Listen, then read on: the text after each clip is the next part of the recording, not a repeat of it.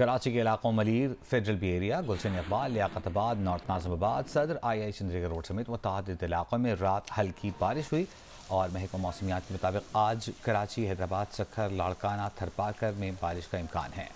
मीरपुर खास, सांघर समेत सिंध के मुतादिद इलाकों में आंधी झक्कड़ चलने और गरज चमक के साथ बारिश का इम्कान है। बाज़ इलाकों में मूसलाधार बारिश मुतवक्के है। कराची समेत ज़ेरी सिंध के नशेबी इलाके ज़ेरे आब आने का अंदेशा भी है।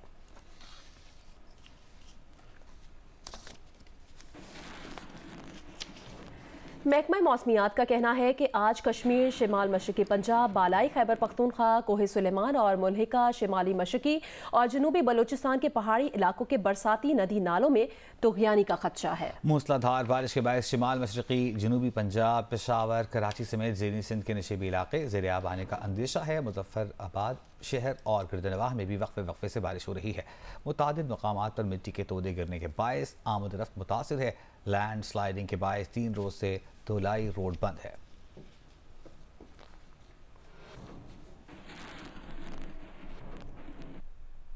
अमीर जमात इस्लामी हाफिज नईमुर रहमान ने कहा कि महंगी बिजली के खिलाफ धरना अब मरी रोड का धरना नहीं रहा। ये धरना पाकिस्तान के हर नौजवान की तर्जुमानी कर रहा है। धरने के शुरा हर किस्म के रद्द अमल के लिए तैयार हैं।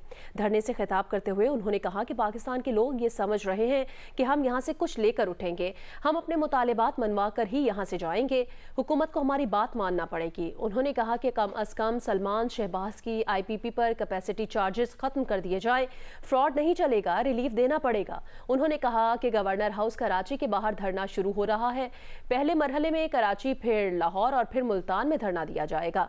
हम हुकूमत को 2 रोज का वक्त दे रहे हैं। फ़लस्तीन में बड़ी तादाद में लोग शहीद हुए। पाकिस्तान में अदल की हुकूमत होती तो आज गजा पर इसराइली बमबारी ना हो रही होती। 3 अगस्त को फ़लस्तीन के लिए दिन मनाएंगे। 5 अगस्त को यौम यकजहती कश्मीर मनाएंगे।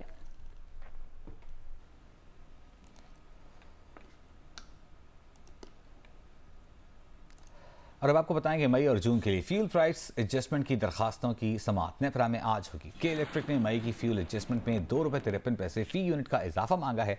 जून की फ्यूल एडजस्टमेंट के तहत ₹2.92 की दरखास्त की गई है। दरखास्त मंजूरी से के इलेक्ट्रिक सारिफीन पर 10 अरब रुपए से जायद का बोझ पड़ेगा।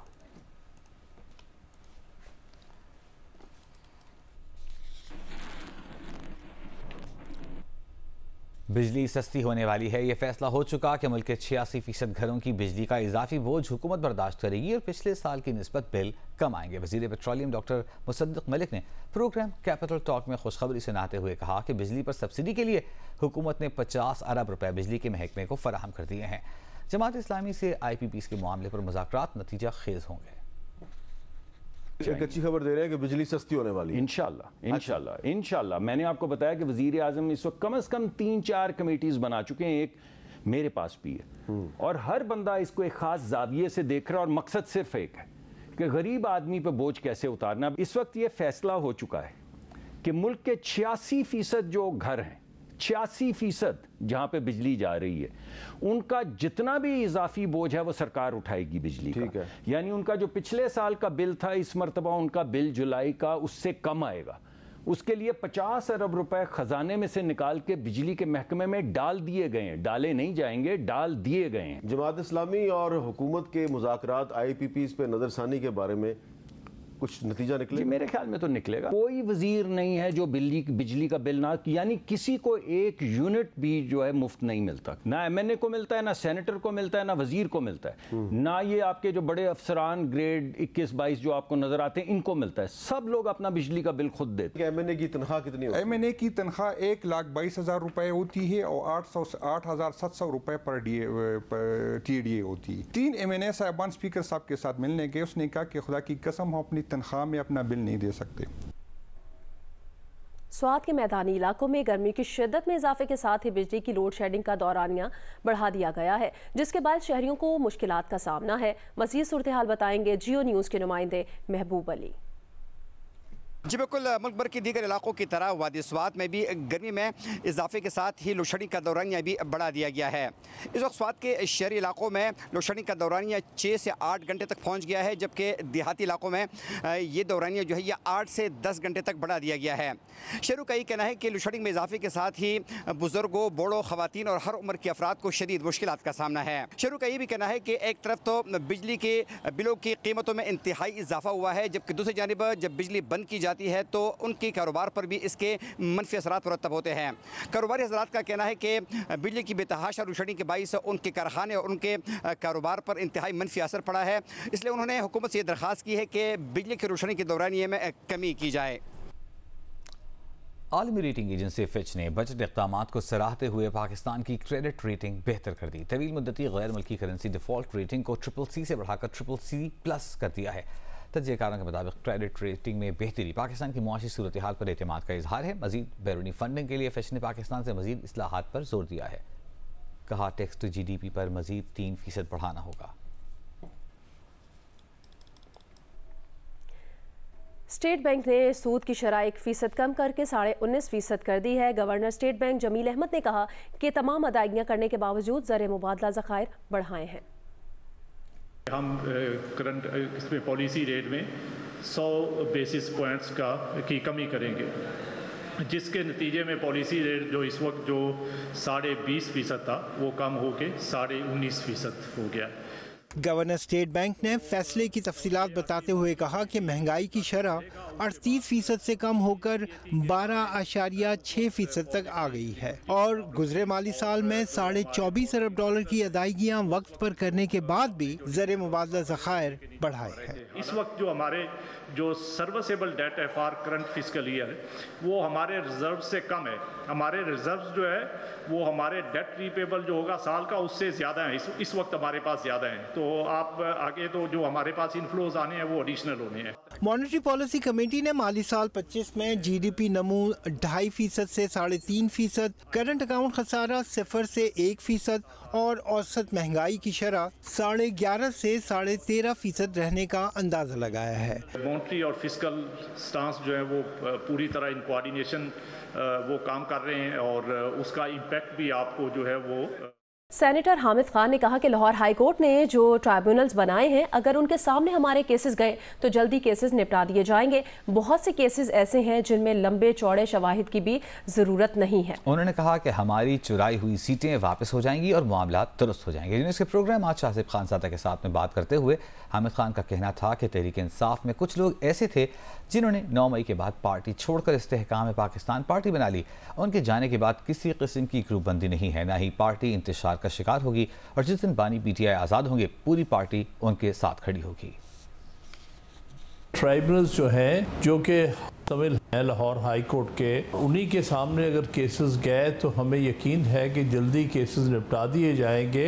हम समझते हैं कि अगर एक अच्छे ट्राइब्यूनल और हाज़िर जजों वाले ट्राइब्यूनल जब फैसला करेंगे तो इंशाल्लाह ताला बहुत सारी सीटें जो है जो हमारी 8 की रात को चुराई गई थी, जो हमारे कामयाब उम्मीदवारों को हरवा के नाकाम उम्मीदवारों को कामयाब किया गया था, वो मामला जो है वो दुरुस्त हो जाएंगे। लेकिन बात होता क्या है, किस किस्म की रुकावटें डाली जाती हैं, जो कि इस वक्त अदलिया के साथ जो कुछ पिछले कुछ अरसे में हुआ है, ये सारे मामला हमारे लिए तशवीश वाले हैं। इख्तलाफात तो होते ही हैं, तो मैं नहीं समझता कि इस वक्त PTI किसी तौर पर भी इंतशार का शिकार होगी।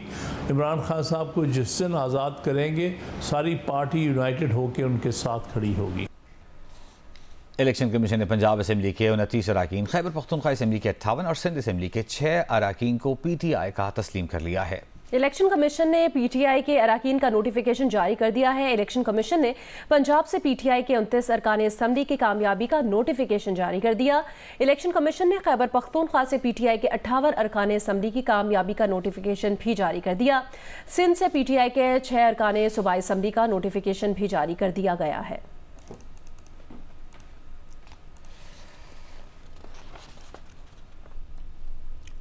गवादर में बलोच यकजहती काउंसिल का धरना 5वें दिन भी जारी है। ज़राए का कहना है कि इंतजामिया की जानिब से गवादर के दाखिली और खारजी रास्ते आज तीसरे दिन भी बंद हैं। मकरान कोस्टल हाईवे M8 समेत तमाम शाहराहें बंद हैं, जिसके बायस मुसाफिरों को शदीद मुश्किलात का सामना है।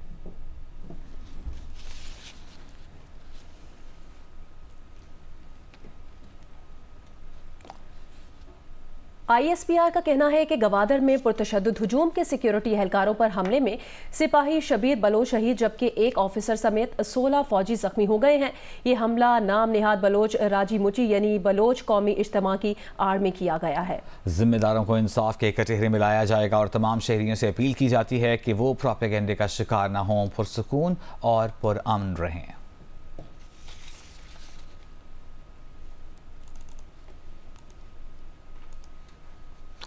ISPR के मुताबिक सिक्योरिटी फोर्सेस ने खैबर पख्तूनख्वा में 3 अलग अलग कार्रवाइयों में 5 दहशतगर्दों को हलाक कर दिया। मोहम्मद में इंटेलिजेंस बेस्ड ऑपरेशन में दहशतगर्द कारी समेत 3 दहशतगर्द हलाक हुए। रईस इस्माइल खान में ऑपरेशन के दौरान सिफतुल्ला और मुल्ला मंसूर मारा गया। शिमाली वजीरिस्तान में ऑपरेशन के दौरान फायरिंग के तबादले में KP पुलिस के कांस्टेबल अबरार हुसैन शहीद हो गए, एक दहशतगर्द मारा गया।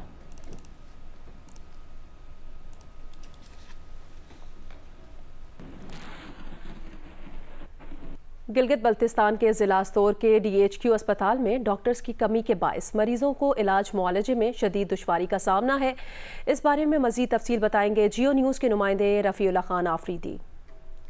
मैं इस वक्त मौजूद हूँ जिला स्तौर का जो इकलौता हॉस्पिटल है DHQ अस्पताल के अंदर। यहाँ पे स्तौर के जो बालाई इलाके हैं और दूर आफ्ता इलाके हैं, वहाँ से बड़ी तादाद में मरीज़ आ रहे हैं, मरीज़ों का रश है।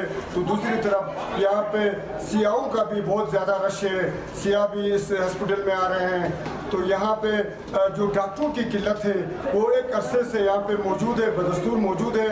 यहाँ पे डॉक्टरों की कमी को अभी तक किसी ने जो है ऑन नहीं किया है। एक अरसे से अपीलों के बावजूद सूबाई हुकूमत और जो महकमा हेल्थ है, चीफ सेक्रेटरी है, वज़ीर आला है और यहाँ से जो ताल्लुक़ रखने वाले वज़ीर दाखिला हैं, उनसे अपीलों के बावजूद कोई यहाँ पे तवज्जो नहीं दी जा रही है। कॉन्ट्रैक्ट पे काम करने वाले जो डॉक्टर्स हैं उनको 8 माह से उनकी सैलरी नहीं दी जा रही है। दूसरी तरफ यहाँ पे जो माहिर सर्जन है उनकी तैनाती नहीं की जा रही है, जिसकी वजह से यहाँ पे जो दूर दराज इलाकों से आने वाले जो मरीज हैं, छोटे बच्चे हैं, बुजुर्ग हैं, खवातीन हैं, बड़ी तादाद में उनको रोज़ाना की बुनियाद पे शदीद किस्म के मसाइल और परेशानी का सामना रहता है।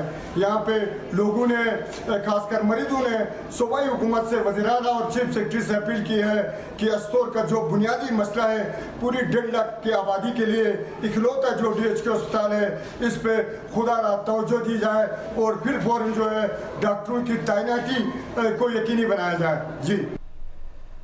जहलम की खस्ता हाल सड़कों ने ट्रैफिक का निज़ाम दरहम बरहम करके रख दिया है। इस बारे में बता रहे हैं जिन्हें के नुमाइंदे सोहेल इम्तियाज़। जी बिल्कुल, इस वक्त मैं मौजूद हूँ जेहलम लीला ड्यूल कैरेज वे रोड पिंड दादर खान पर। अगर बात की जाए रोड की तो ये सबका दौरे हुकूमत में 128 किलोमीटर की जो सड़क है वो तामीर करनी थी, लेकिन अभी तक फंड ना होने की वजह से यह नामुकम्मल है और लोगों को पिंड दादर खान के शहरियों को जेहलम डिस्ट्रिक्ट हेडक्वार्टर में पहुँचने के लिए शदीद मुश्किलात का सामना करना पड़ता है। हालिया बारिशों की वजह से फिसलन और दलदल बन चुकी है, जिसमें माल बरदार और मुसाफिर गाड़ियां जो है फंस जाती हैं और लोगों को शदीद मुश्किलात का सामना करना पड़ता है। पिंड दादर खान के शहरियों का मौजूदा हुकूमत से मुतालबा है कि इस के फंड बहाल किए जाए ताकि लोगों की मुश्किलात ख़त्म हो सके। जी। ओलंपिक शूटिंग के 10 metre air pistol mix team event में पाकिस्तान के गुलफाम जोसेफ और कशमाला तलत फाइनल राउंड में जगह न बना सके। 17 टीमों के क्वालिफिकेशन राउंड में पाकिस्तानी जोड़ी 571 पॉइंट्स के साथ 14वें नंबर पर रही। तुर्की 582, सर्बिया 581, भारत 580 और कोरिया 579 पॉइंट्स के साथ मेडल्स के लिए मुकाबला करेंगे। पेरिस में जारी ओलंपिक्स के शूटिंग मुकाबलों के 10 metre air pistol mix team event में पाकिस्तान के गुलफाम जोसेफ और कशमाला तलत एक्शन में थी। कशमाला ने 3 सीरीज में मजमूई तौर पर 287 पॉइंट्स स्कोर किए। गुलफाम जोसेफ ने 3 सीरीज में 284 पॉइंट्स बनाए। पाकिस्तान टीम का मजमूई स्कोर 571 रहा। इसकी 17 टीमों में 14वीं पोजीशन रही। क्वालिफिकेशन राउंड में तुर्की ने 582 पॉइंट्स के साथ पहली और सर्बिया ने 581 पॉइंट्स के साथ दूसरी पोजीशन हासिल की।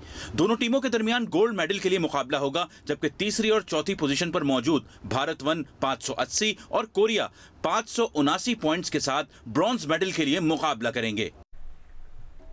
पाकिस्तान क्रिकेट टीम के फास्ट बॉलर शाहीन शाह अफरीदी का कहना है कप्तानी आने और जाने के बारे में नहीं सोचते और ना ये उनके हाथ में है। कराची में मीडिया से बात करते हुए शाहीन शाह अफरीदी ने कहा, पाकिस्तान के लिए इज्जत से खेलेंगे, मनफी बातें नहीं देखते और ना तरबियत ऐसी है कि ऐसी बातें लेकर आएँ। मेरे ख्याल से जो रेड बॉल क्रिकेट है वो आपकी असल क्रिकेट है। T20 क्रिकेट, वनडे क्रिकेट बहुत शॉर्ट फॉर्मेट है, बड़ी जल्दी हो रहा है, अभी तो T10 भी हो रही है। तो मेरे ख्याल से जब आप रेड बॉल क्रिकेट करते हैं आपकी स्किल्स में इंप्रूवमेंट आती है।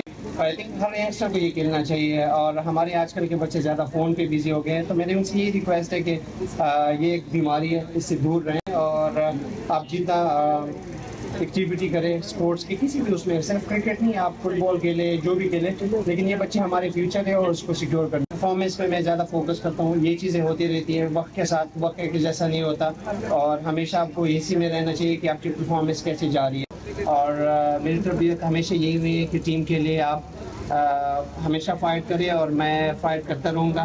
मैं नेगेटिव चीज़ बिल्कुल भी नहीं देखता और आई थिंक जब तक मैं खेलूँगा मैं प्राउड से खेलूँगा, ये पाकिस्तान के लिए खेलूँगा। इंशाल्लाह एक्स्ट्रा बॉलिंग भी हो रही है रेड बॉल के साथ और होपफुल कि ये सीरीज हमारी टीम के लिए काफ़ी अच्छा है। फ्यूचर की चीज़ें मैं नहीं सोचता क्योंकि फ्यूचर खुद ब खुद, अगर आपका प्रेजेंट अच्छा है तो आप फ्यूचर के लिए तैयारी कर सकते हैं।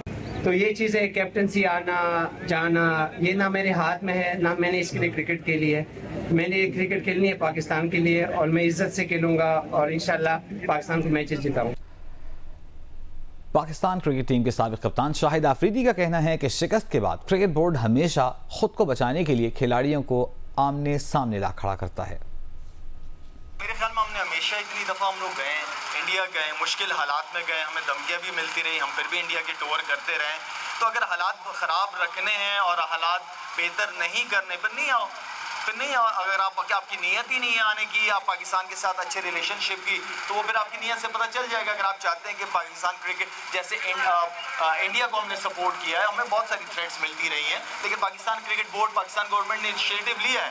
अगर cricket board, India cricket board का नीयत है पाकिस्तान के साथ चलने की तो वो आ जाएंगे। अगर उनकी नीयत ही नहीं है फिर नहीं आएंगे, फिर सिक्योरिटी को बहाना बना देंगे कि जब भी कोई इतना बड़ा इवेंट आप हार जाते हो तो क्रिकेट बोर्ड, देखें हमेशा कहता रहा हूँ कि क्रिकेट बोर्ड का रोल वालिद की तरह होता है। हमेशा क्रिकेट बोर्ड प्लेयर्स को, अपने आप को बचाने के लिए प्लेयर्स को आमने सामने ना खड़ा किया करे। ये तो छोटे छोटे मसले मसाइल होते हैं, जो भी टूर के ऊपर कोई इशू होता है उसको तो आप कोई भी आराम से एड्रेस कर। क्या मेरे टाइम में नहीं हुआ, बहुत डिसिप्लिन की खिलाफ वर्जी हुई, लेकिन मैनेजमेंट क्रिकेट बोर्ड स्ट्रांग होने की वजह से वही मसला हल कर देते थे। तो आई मीन अगर इशू को बड़ा बनाना है तो बड़ा बन जाएगा, अगर उसको ख़त्म करना है तो ख़त्म कर जाएगा। हमारा ग्रास रूट लेवल पे जितना फोकस होना चाहिए उतना नहीं है। हमें गैरी क्रिस्टन की ज़रूरत पाकिस्तान टीम के लिए नहीं है, हमें गैरी क्रिस्टन जैसे लोगों की ज़रूरत ग्रास रूट लेवल पे है। अंडर 16, अंडर 19 लेवल पे उनकी ज़रूरत है। तो पहली बात ये थी कि मेरे लिए हैरत की बात थी कि कोई चेयरमैन नहीं था, वहाँ पे भी इलेक्शन करा दिए इन्होंने, हाथ खड़ा करके कि ये प्लेयर जाएगा, ये प्लेयर नहीं जाएगा। ये क्या कर रहे हैं आप लोग? चेयरमैन बनाए, उनको जिम्मेदारी दे, जो चेयरमैन बने वो इतना स्ट्रांग हो कि हर जिम्मेदारी, हार और जीत को ले सके वो। आप अगर ब्लेम गेम दूसरों पे डालना शुरू करेंगे, 2 लड़कों को आपने हटा दिया, 3-4 बैठे में सिलेक्शन कमेटी में, तो ऐसा तो नहीं होता। जब हटती है तो सिलेक्शन कमेटी पूरी हटती है। पूरी चीज़ों का एनालिस्ट करके एंड देन फिर आप उसके बाद बात करते हैं, क्रिकेट को सामने रखते हैं, कप्तानी को सामने रखते हैं, परफॉर्मेंसेस को सामने रख के मैं बात करता हूँ। और मेरे ख्याल में अगर शाहीन की तारीफ मेरे ख्याल में मुझे आप लोगों ने कम करते हुए सुना होगा, हाँ डांटते हुए उड़ाते हुए बहुत दफ़ा आप लोगों ने मुझे सुना होगा। तो बात यह है कहने की कि कुछ अरसे से देखा है मैंने कि जब भी मैं कोई ऐसी बात करता हूँ तो वो थोड़ा लोग ये समझते हैं, उसको नेगेटिव ले जाते हैं, तो मैंने इस हवाले से बात करना ही छोड़ दी। पाकिस्तान की एक और खातून ने दुनिया की दूसरी बुलंद तरीन चोटी K2 को सर कर लिया। वादी हुंजा के गांव शमशाल की सुल्ताना 8,611 मीटर ऊंची चोटी के K2 सर करने वाली तीसरी पाकिस्तानी खातून है। वादी हुंजा के गांव शमशाल की सुल्ताना बीबी ने आज सुबह 8,611 मीटर बुलंद चोटी को सर किया, जिसके बाद वो K2 सर करने वाली तीसरी खातून बन गईं। सुल्ताना से कबल समीना बेग और नायला केयानी इस चोटी को सर कर चुकी हैं। सुल्ताना ने सरबाज अली की निगरानी में K2 की चोटी सर की। सरबाज अली और सुल्ताना आज सुबह K2 के टॉप पर पहुँचे। दूसरे 4 रोज़ा मैच में बांग्लादेश ए ने दिलचस्प मुकाबले के बाद पाकिस्तान शाहीन्स को 5 रन से हरा दिया। 296 रन के ताक़ुब में शाहीन्स 290 रन बनाकर आउट हो गए। डावन में खेले गए 4 रोजा मैच के आखिरी दिन शाहीन ने 296 रन के ताकुब में दूसरी इनिंग्स 136 रन 4 खिलाड़ी आउट से आगे बढ़ाए। एक एक करके विकेटें गिरती नहीं। 8वें विकेट पर मोहम्मद अली और खुर्रम शहजाद ने 57 रन की शराकत बनाई, लेकिन हदफ से 9 रन की दूरी पर मोहम्मद अली 21 और खुर्रम शहजाद 28 रन बनाकर आउट हो गए। पाक शाहीन 290 रन बनाकर आउट हो गई। बांग्लादेश ए ने 5 रन की जीत के साथ सीरीज 1-1 से बराबर कर दी। नायब वज़ीर आज़म इसहाक डार आज ईरान रवाना होंगे, जहां वो ईरानी सदर मसूद पेज़ेश्कियान की तकरीब हलफबरदारी में शिरकत करेंगे। तर्जुमान वज़ारत ख़ारजा ने कहा कि नायब वज़ीर आज़म का दौरा दोनों ममालिक के दरमियान 2 तरफ़ा ताउन में मजबूती के अज़्म का आगाज़ है। ज़राए के मुताबिक वज़ीर आज़म शहबाज शरीफ तबीयत नासाजी के बायस ईरान के दौरे पर नहीं जाएंगे।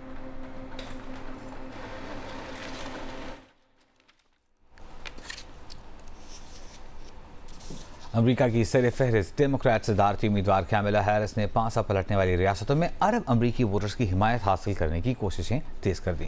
कैमला हैरिस की इंतखाबी मुहिम को यकीन है कि रियासत मिशिगन में कामयाबी के लिए अरब अमरीकी वोटर्स की हिमायत लाजिम होगी, क्योंकि सबसे ज़्यादा अरब अमेरिकन इसी रियासत में मुकीम हैं। डियरबॉर्न शहर के मेयर अब्दुल्ला हमूद का कहना है कि बाइडन के दौर से बाहर निकलने से दरवाज़ा खुला है, मगर कैमला हैरिस की जिम्मेदारी है कि वो कम्युनिटी से इस इत्तेहाद को कायम करें जो बाइडन की सदारत के आगाज़ में था। हमूद का कहना है कि कैमला हैरिस को गज़ा में फौरी जंग बंदी की पुरजोर वकालत करनी चाहिए और इसराइल की गैर मशरूत हिमायत और असलहे की फराहमी रोकनी चाहिए। अरब कम्युनिटी का कहना है कि पेंसिल्वेनिया के यहूदी गवर्नर जॉश शपीरो को नायब सदारती उम्मीदवार नहीं बनाना चाहिए, क्योंकि वो फ़लस्तीनी मुजाहिरीन के शदीद मुखालिफ रहे हैं। फ़लस्तीनी अमरीकी रुकन कांग्रेस रशीदा तलीब का ताल्लुक भी मिशिगन ही से है।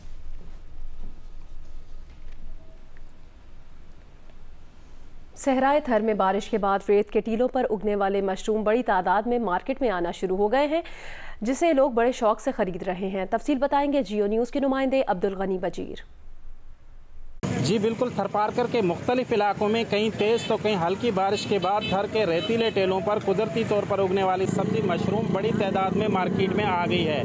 थर के देही इलाकों से लोग चुन चुनकर इस सब्ज़ी को सुबह सवेरे मार्केट में लाते हैं, जिसके लिए सब्ज़ी फरोशों की जानिब से अलग अलग स्टॉल सजा लिए गए हैं और यहाँ पर मौजूद लोग ये सब्ज़ी बड़े शौक़ से ख़रीदते हुए दिखाई दे रहे हैं। थरी मकीनों के मुताबिक बारिश के बाद चंद दिन तक ही यह सब्ज़ी हो पाती है, जिसकी वजह से ये सब्ज़ी इस वक्त मुख्तलिफ स्टॉल्स पर 400 से 500 रुपये में फ़रोख्त की जा रही है। दही इलाकों से ये सब्ज़ी मार्केट तक लाने और यहाँ पर स्टॉल्स पर फ़रोख्त करने वाले लोगों का कारोबार भी इन दिनों खूब चल पड़ा है।